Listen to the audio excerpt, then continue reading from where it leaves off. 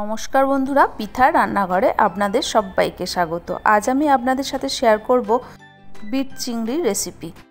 Bit এমন একটা সবজি অনেকেই পছন্দ করেন না, কিন্তু বিট দিয়ে যদি এই ধরনের রেসিপি তৈরি করা যায় তাহলে বাচ্চা থেকে বড় সকলে খুবই পছন্দ করবে। চলুন দেখে নিই আমি কিভাবে এই বিট চিংড়ি রেসিপি তৈরি করি। বিট চিংড়ি রেসিপি তৈরি করার জন্য প্রথমেই বিটের খোসা ছাড়িয়ে ছোট টুকরো করে কেটে কুকারের মধ্যে দিয়ে দেবো। আমি এখানে তার সাথে আলু সেদ্ধ করছি, কিন্তু আলু সেদ্ধটা এই বিট চিংড়ি রেসিপিতে লাগবে না। বিট চিংড়ির পকোড়া করব, তখন লাগবে। বিট চিংড়ির পকোড়ার রেসিপি আমি নেক্সট ভিডিওয়ে আপলোড করে দেবো। আমি এখানে মিডিয়াম সাইজের দুটো বিট নিয়ে ছোট করে টুকরো করে কুকারের মধ্যে দিয়ে দিলাম, আর তার সাথে দিলাম 5 টুকরো আদা কুচি, 7-8 কোয়া রসুন, একটা পেঁয়াজ আর 4টে কাঁচা লঙ্কা। তারপর খুব সামান্য জল দিয়ে কুকারের ঢাকনা আটকে বিট সেদ্ধ করে নেব।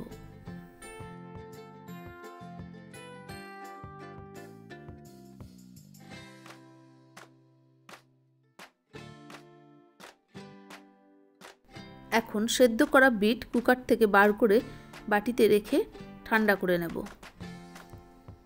ঠান্ডা হয়ে গেলে আলু আলাদা সরিয়ে রাখবো। আর বিটের সাথে যে আদা, রসুন, পেঁয়াজ, কাঁচা লঙ্কা সেদ্ধ করতে দিয়েছিলাম সেগুলো একসাথে মিক্সির বাটিতে দিয়ে মিহি পেস্ট তৈরি করে নেব। দেখুন মিহি পেস্ট তৈরি হয়ে গেছে। অন্যদিকে ওভেনের মধ্যে কড়াই বসিয়ে তার মধ্যে 4 চামচ দিয়ে দেবো সর্ষের তেল। তেল গরম হলে আগে থেকে নুন হলুদ মাখিয়ে রাখা 150 গ্রাম চিংড়ি মাছ কড়াইয়ের মধ্যে দিয়ে দেবো। একটা মাত্র বিট দিয়ে তৈরি করব, তাই খুব বেশি চিংড়ি মাছ লাগবে না। আমার কাছে ছোট সাইজের চিংড়ি মাছ ছিল না, তাই আমি বড় সাইজের চিংড়ি মাছ দিয়েই করলাম। বিট চিংড়ি রেসিপি যে কোনো সাইজের চিংড়ি মাছ দিয়েই করা যায়। চিংড়ি মাছ ভাজা কড়াই থেকে তুলে রেখে ওই কড়াইয়ের মধ্যে দিয়ে দেবো 2 টিস্পুন কালো জিরে আর একটা শুকনো লঙ্কা। তারপর কালো জিরে আর শুকনো লঙ্কা তেলের সাথে ভালো করে নাড়াচাড়া করে দিয়ে দেবো আগে থেকে বেটে রাখা বিট।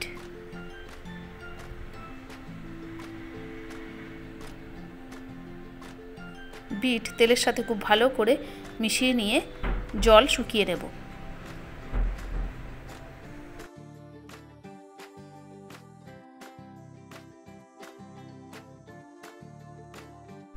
নাড়াচাড়া করতে করতে বিটের জল যখন শুকিয়ে আসবে তখন দিয়ে দেবো পরিমাণ মতো নুন আর 1/2 টিস্পুন চিনি। তারপর নুন আর চিনি বিটের সাথে খুব ভালো করে মিশিয়ে নেব। এরপর বিট বাটার মধ্যে দিয়ে দেবো 2 চামচ নারকেল কোড়া আর দিয়ে দেবো আগে থেকে ভেজে তুলে রাখা চিংড়ি মাছ। নারকেল কোড়া আর চিংড়ি মাছ খুব ভালো করে বিটের সাথে মিশিয়ে নেব।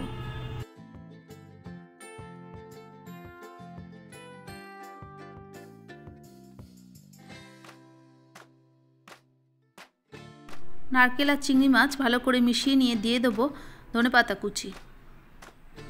ধনেপাতা কুচি বিট বাটার সাথে খুব ভালো করে মিশিয়ে নিয়ে কড়াইয়ের মধ্যে নাড়াচাড়া করে পুরো জল শুকিয়ে নিতে হবে।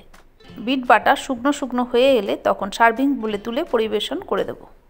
এই বিট চিংড়ি রেসিপি গরম ভাত আর হাতে গড়া রুটি দিয়ে খেতে অসাধারণ লাগে। এই বিট চিংড়ি রেসিপি এতটাই সুস্বাদু, একবার এই শীতের মরশুমে আপনারাও আমার মতো করে তৈরি করে নিন, আর কেমন হলো তা জানিয়ে লাইক শেয়ার কমেন্ট করে দেবেন, আর অবশ্যই সাবস্ক্রাইব করে পাশে থাকবেন। ভালো থাকবেন, সুস্থ থাকবেন, ধন্যবাদ।